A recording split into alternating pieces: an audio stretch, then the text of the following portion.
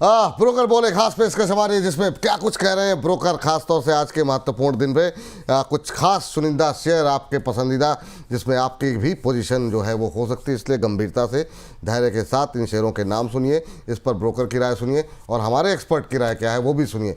निर्णय उसके बाद आप अपने वित्तीय सलाहकार की मदद से ले सकते हैं।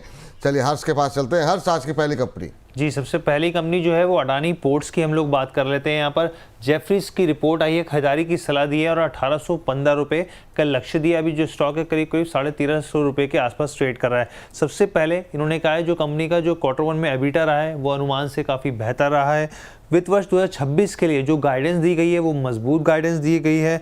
Q1 में जो ट्रैफिक रहा है साल दर साल के हिसाब से वो 11% की ग्रोथ जो है वो स्थिति बेहतर दिखाती है।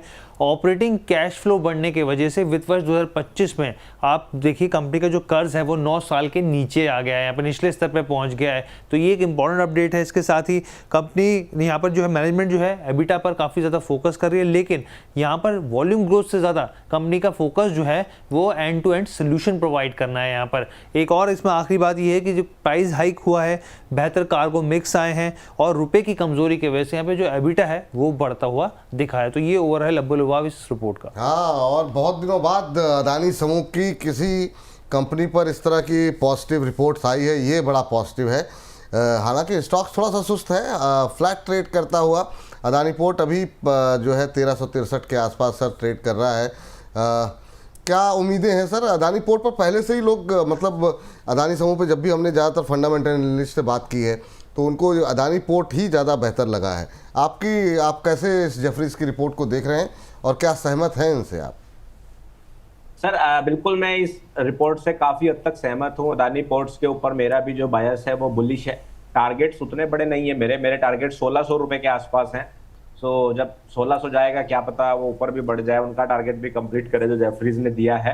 इसके अंदर मैं देख रहा हूँ कि 1350 से 1300 के बीच में अगर आपको बाइंग अपॉर्चुनिटीज मिलती है तो काफी हद तक सही है और उसमें 1600 को टारगेट करना कोई बुरी राय नहीं है। चार्ट भी बहुत बढ़िया बना हुआ है।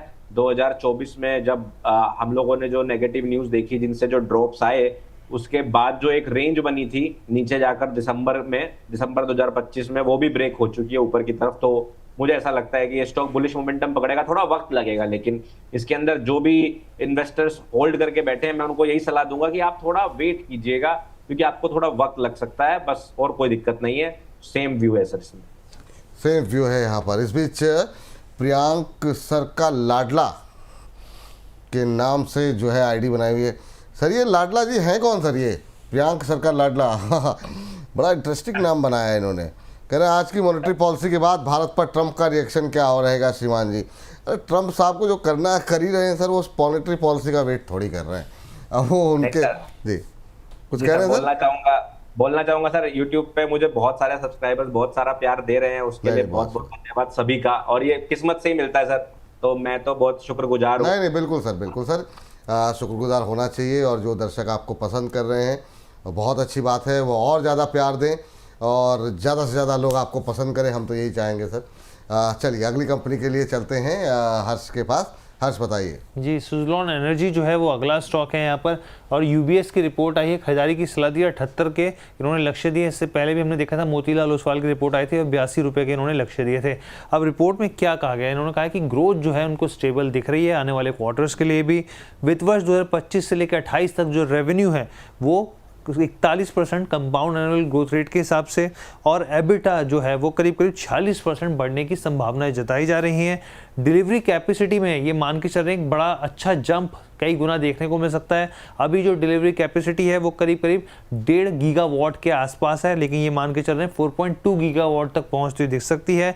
और ख़ास तौर पे जो पीछे हमने देखा रिन्यूएबल एनर्जी मंत्रालय की तरफ से जिस तरीके से लोकलाइजेशन पर फोकस किया गया, उसको लेकर भी ये काफ़ी ज़्यादा पॉजिटिव है सुजलॉन को लेकर।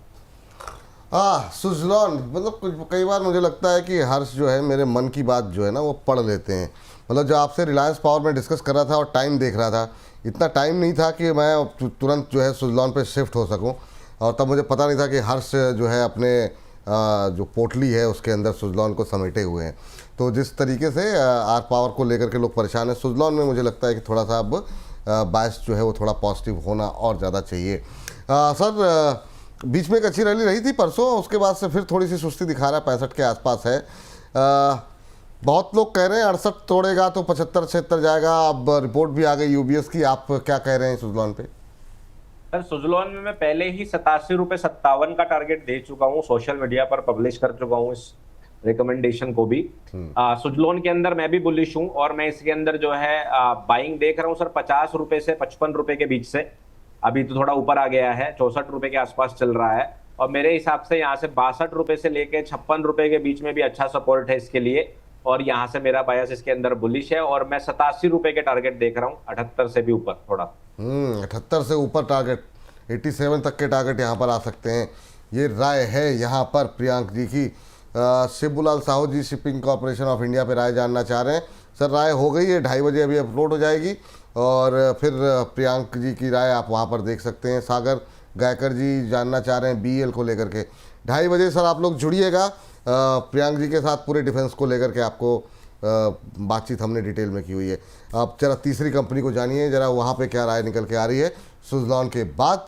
अच्छे खासे टारगेट यहाँ सुजलॉन को लेकर के निकल के आ रहे हैं, तो सुजलॉन पे तो पॉजिटिव है। तीसरी कंपनी कौन सी होगी हर्ष जी? कंटेनर कॉर्पोरेशन ऑफ इंडिया की हम लोग बात कर रहे थे, कॉनकोर की, और यहाँ पर मॉर्गन स्टैनली की रिपोर्ट आई है, अंडरवेट की सलाह दी और 515 रुपये का लक्ष्य दिया। आज भी स्टॉक में करीब 3% की गिरावट देखने को मिल रही है और ये जो टारगेट्स हैं ये नीचे के दिए जा रहे हैं। क्यों दिए जा रहे हैं? सबसे पहले चाहे आप रेवेन्यू की बात कर लीजिए, एबिटा की बात कर लीजिए, पैट प्रॉफिट आफ्टर टैक्स की बात कर लीजिए, तमाम जो नंबर्स हैं वो स्ट्रीट के काफ़ी नीचे हैं, बिलो द एक्सपेक्टेशंस रहे हैं नंबर। दूसरी चीज़ यहाँ पर लैंड जो लाइसेंस फीस है उस पर भी दबाव देखने को मिला है, जो कि एक इंपॉर्टेंट मॉडल होता है, रेवेन्यू मॉडल होता है इस कॉनकोर के लिए यहाँ पर, तो वहाँ पर दबाव देखने को मिला है। एक्सपोर्ट इंपोर्ट रेवेन्यू भले ही बड़ा हो, लेकिन जो घरेलू रेवेन्यू है उस पर भी करीब -3% का दबाव देखने को मिला है। एबिट मार्जिन जो है और एबिटा यहाँ पर जो है बेसिकली जो एबिटा है, तो तमाम जो फैक्टर्स हैं उसमें दबाव बनता हुआ दिख रहा है और इसी जो फंडामेंटली जो तमाम चीज़ें जो दिख रही है रिजल्ट्स में, उसके भी यहाँ पे उन्होंने टारगेट्स को घटा दिया है। ठीक, कंटेनर कॉर्पोरेशन आज ज़्यादा प्रेशर में है और शायद इस रिपोर्ट के बाद मॉर्गन स्टैनली की और ज़्यादा प्रेशर बढ़ता हुआ, 4% से ज़्यादा की गिरावट कॉनकोर में देखने को मिल रही है। सर 556 पे तो आ गया है, क्या 515 तक जाएगा? 515 के टारगेट सर आपकी टिप्पणी क्या रहेगी, क्या करें कॉनकोर में? कंटेनर कॉर्पोरेशन से पहले सुजलॉन का स्टॉप लॉस बताना रह गया था, वो बता देता हूँ, 48 का रहेगा। बाकी अब मैं आता हूँ कंटेनर कॉर्पोरेशन के ऊपर। तो आज मॉर्निंग में सर मैंने तो इसमें शॉर्ट ट्रेड दिया आपके सामने ही, और आप देखेंगे अभी 553 का लो लगा भी चुका है ये, है ना। तो मेरा तो बायस ऑलरेडी बेरिश है ही इस पर। आज मॉर्निंग में मैंने इसी में सिग्नल दिया था सर कॉनकोर का। चलिए पहले तो मुबारक हो सर, आपको टारगेट हिट करवा दिया आपने अपना। 551 का टारगेट दिया था और ये हुआ नहीं है सर, ऑलमोस्ट हिट हुआ है, ऑलमोस्ट हिट हुआ है। जी जी जी हाँ। तो और मतलब बाकी नीचे की तरफ जो है मैं वही उम्मीद कर रहा हूँ कि मुझे कोई इत्तेफाक नहीं है, अगर ये 535 रुपए तक जाता हुआ दिखाई दे तो 535 तक का टारगेट बेरिश में जरूर देना चाहूंगा यहाँ पर।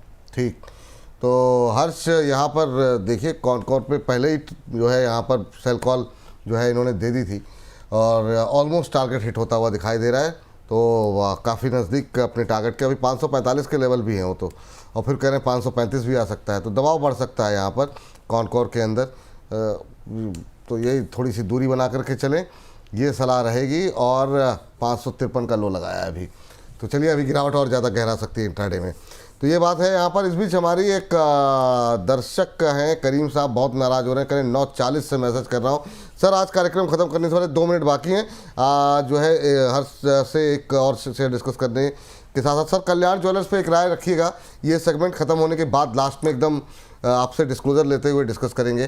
टिप्पणी क्या रहेगी आपकी, वो आप नोट डाउन कर लीजिए, तब तक हर से लास्ट काउंटर जान लेते हैं। जी, डीएलएफ की बात कर लेते हैं हम लोग, और डीएलएफ को लेकर जेफरीज की रिपोर्ट है, हजारी की सलाह और एग्जैक्ट 1000 रुपये के इन्होंने टारगेट्स जो हैं वो दिए हैं यहाँ पर। सबसे पहले इनका कहना है कि जो FY26 की जो शुरुआत हुई है वो मजबूत हुई है यहाँ पर, और कंपनी जो है करीब 22,000 करोड़ के प्री सेल्स टारगेट को पूरा करने का लक्ष्य यहाँ पे बना के चल रही है। मुंबई में कंपनी की तरफ से जो लॉन्चेस हुए हाल ही में वो काफ़ी सफल रहे। अब वो उनका जो फोकस है और मुंबई के दूसरे प्रोजेक्ट्स पर बढ़ता हुआ दिखेगा। यहाँ पे कैश फ्लो जो है यहाँ पे मजबूत दिख रहा है। यहाँ पे अब कमाई का जो बड़ा हिस्सा है वो बेसिकली लीज के जरिए आएगा, क्योंकि बहुत सारे प्रोजेक्ट जो है वो पूरे हो गए हैं, तो अब कमाई का जो सोर्स है वहाँ से बढ़ता हुआ दिखेगा। साथ ही रेजिडेंशियल प्रोजेक्ट्स के ऊपर एक अच्छी ग्रोथ जो है यहाँ पर, वो जो बहुत सारे प्रोजेक्ट्स हैं जो थोड़े से अब इनकम्प्लीट है, जो कंप्लीट होते दिखेंगे, लेकिन जो इसका पूरा फायदा जो होगा वो FY28 में देखने को मिलेगा।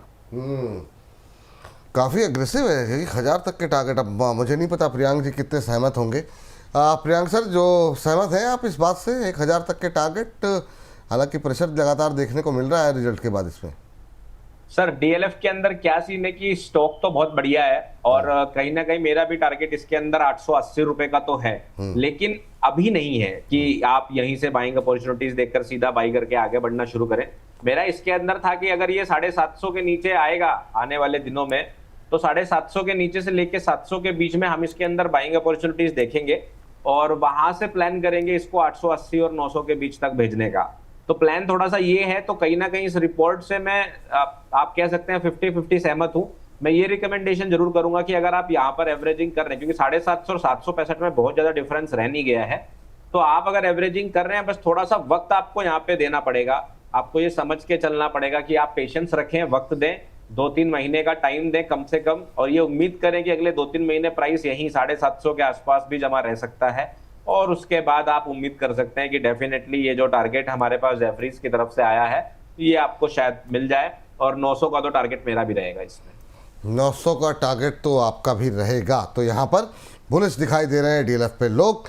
हर्ष, थैंक यू, शुक्रिया आपका आज की चर्चा में जुड़ने के लिए, और इस सेगमेंट को यहीं पर करते हैं समाप्त।